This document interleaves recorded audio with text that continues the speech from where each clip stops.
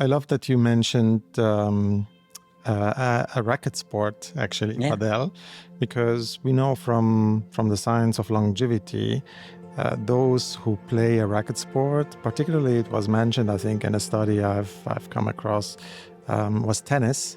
Like those who play tennis have the longest chance to live old, to be the oldest, and that's interesting. And it's basically, I did some further research, and it's basically because they move their whole body. They are always in movement. They have to pick up the ball from the floor, so they use their back muscles, just the upper back and both sides of muscle. They use both arms, both legs, so the whole body is in use.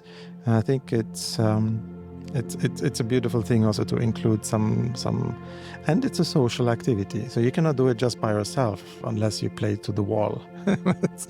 So you need someone, and then with padel it's two. So it's a.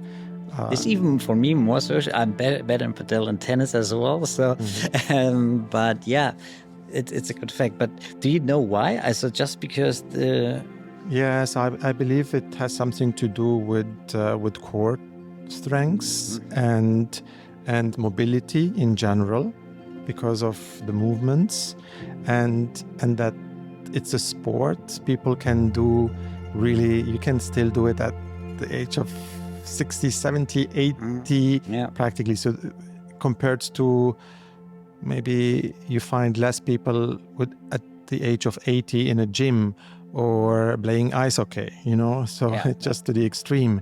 Whereas you can see people playing tennis, or now also more the shorter version, and it's a social activity. So I think that these are the factors which lead to longer living athletes.